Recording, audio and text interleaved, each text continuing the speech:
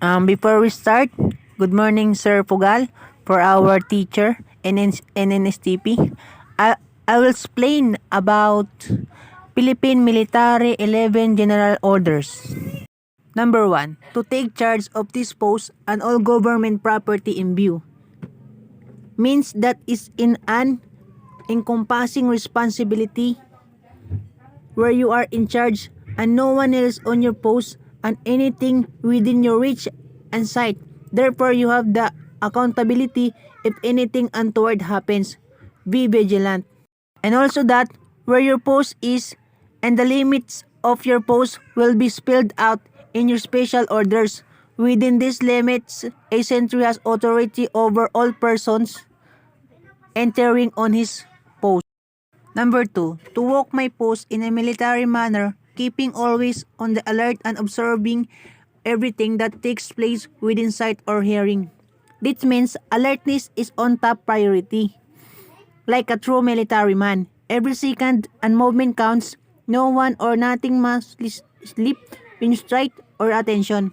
And also that when you take charge of your post, you will conduct yourself in a military manner at all times, being alert to everything that takes place around you. Number 3. To report all violations of orders I am instructed to enforce. Technically, as you are given the enforcement for all under your sight or mandate, no one must be spared if one has violate any of it. The law applied to everyone, and since you have been trusted and given the trust and legitimacy to enforce it, be the one to follow the law, no bias, no unfair treatment.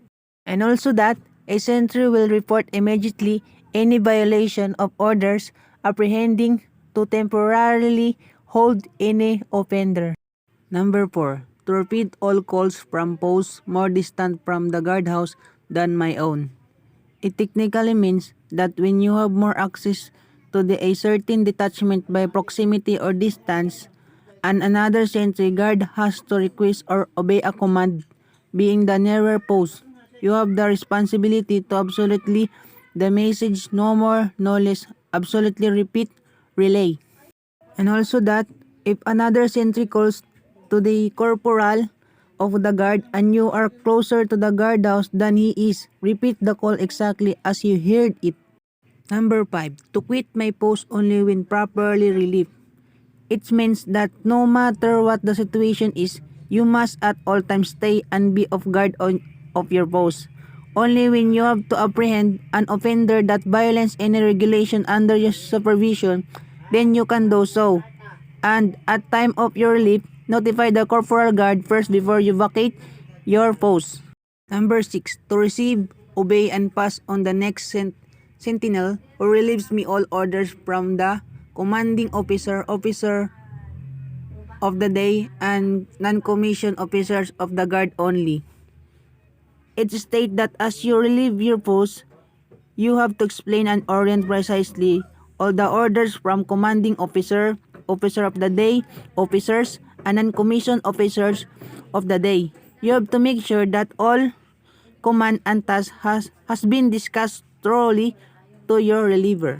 And also that orders may change or new orders may be received while you are walking your post. You must be sure that your relief has these orders explained to him.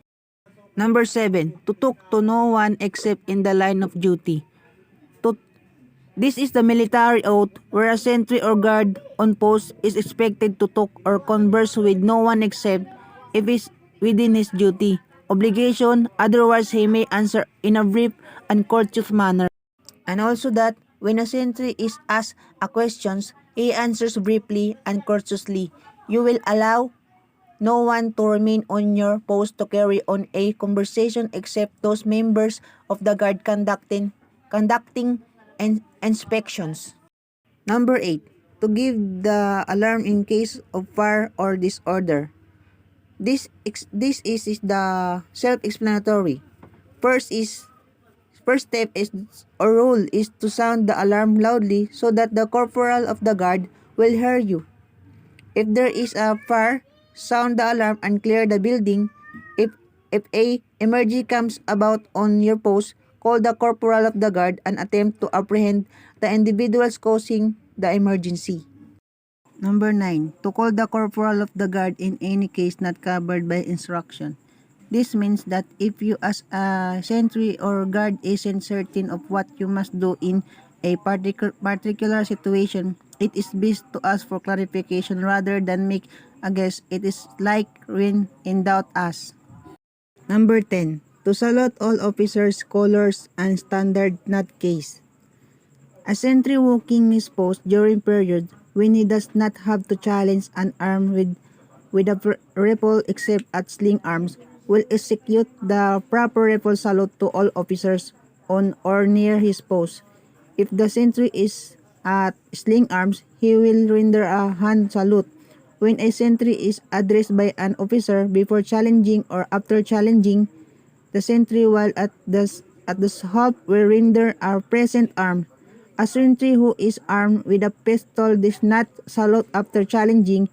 He stands at raised pistol and holding a conversation.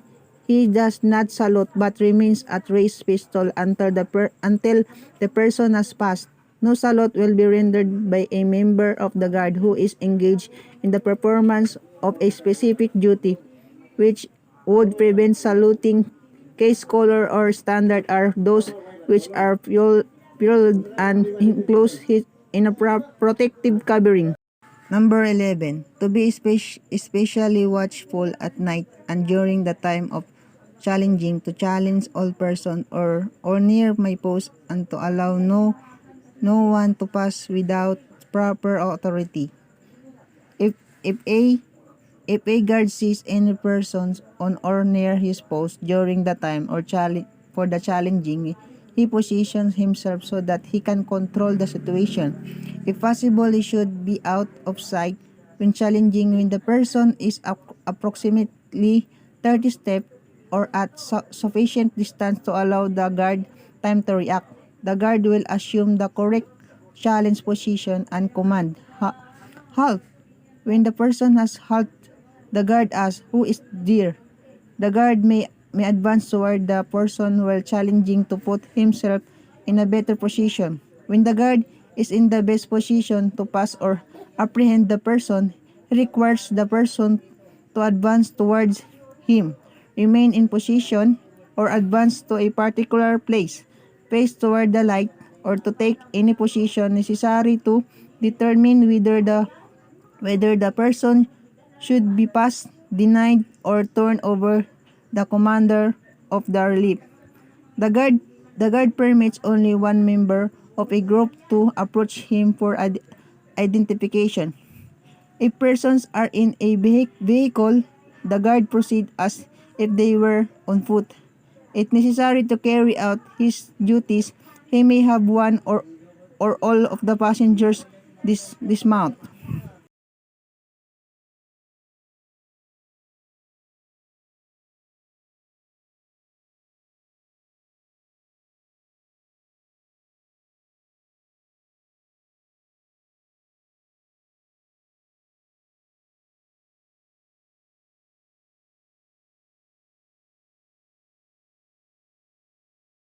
First, conduct. The goal of a Filipino soldier is to protect its people and state, securing the national territory from internal and external threat.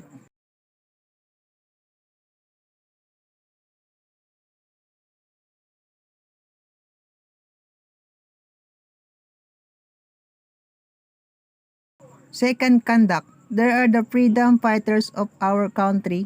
They will fight for the independence of the Filipinos from anyone who will try to destroy it.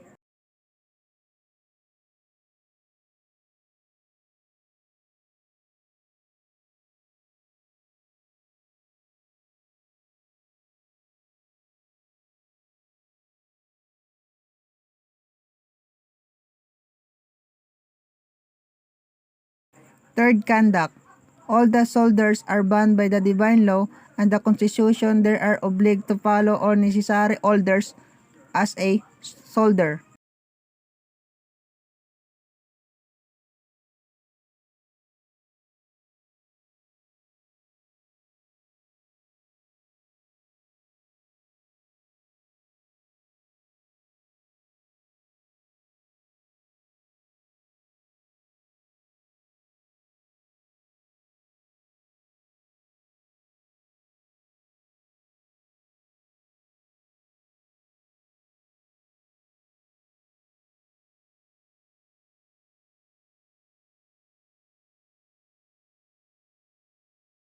Fourth, conduct.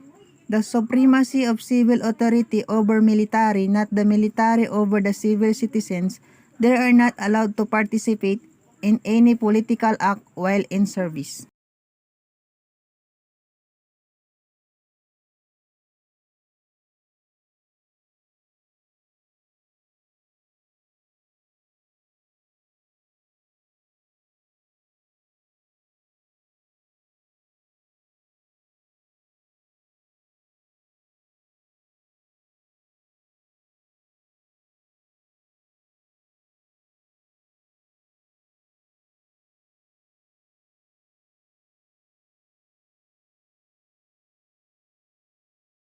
The last, conduct. They are bound to perform their tasks with deep sense of responsibility as dedicated public servant and expected to be loyal in the Philippines Constitution.